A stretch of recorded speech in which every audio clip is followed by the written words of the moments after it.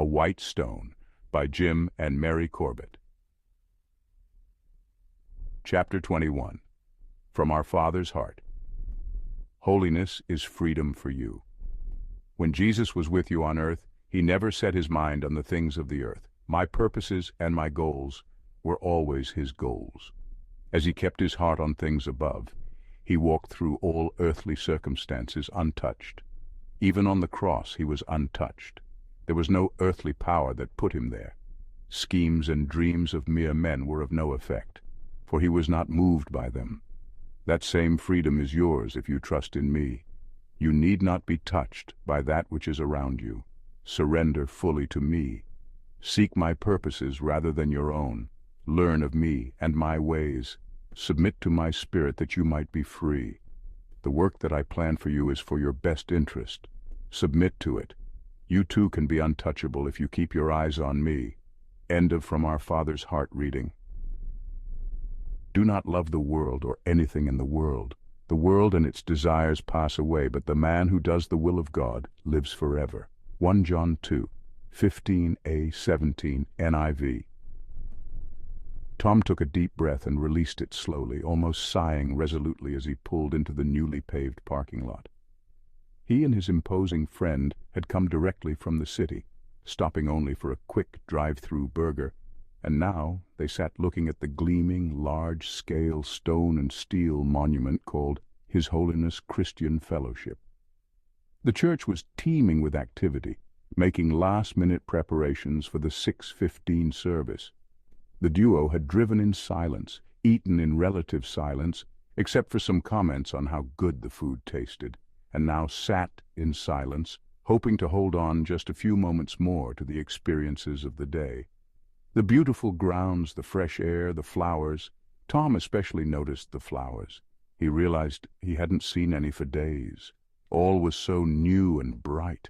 Still it seemed so cold, so void of reality, the reality he'd recently experienced. He felt as if he no longer belonged. How could that be? He did belong, didn't he? He'd been here most of his born-again days. This was his church. These were his friends. How, then, did he feel closer to the now very somber friend in the seat next to him, and for that matter Mick and Steely, than he did to anyone here? Could he have changed so much in such a short time? He didn't belong to the street, but he didn't belong here anymore either. "I'm just going to go and sit by the swings for a minute," Train said, looking at Tom helplessly. "I gotta get quiet for a couple minutes, just get away for a bit. I'll be right in, okay?"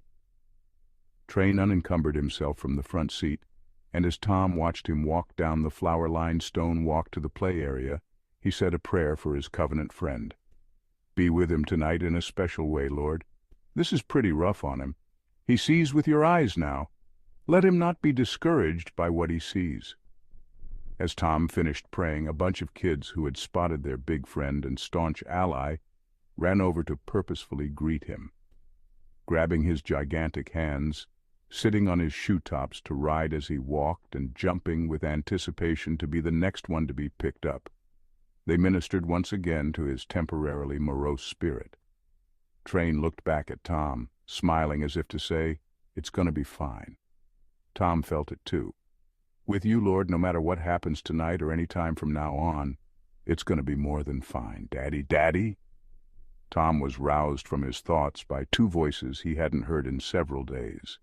Stepping from the car just in time to catch his two treasures as they jumped to embrace him, he exclaimed, "Boy, I missed you guys." He really hadn't had too much time to think about them with all that had happened. But now that they were here, he realized how much they meant to him. "Hi, honey," Sally said, arriving just as Tom was setting Becky down. "Boy, you look great," was all Tom could say as he embraced the earthly love of his life. They kissed in a way they had not kissed in a long time, probably somewhat inappropriate and extended for a church parking lot, but that didn't matter to either of them. New life, God's life, had rekindled some feelings and emotions covered for years with the routine of daily existence, and they were delighted about it. They walked into the church, hand in hand, oblivious to the people around them, including the make-believe gagging noises coming from Becky and Tommy. End of chapter 21.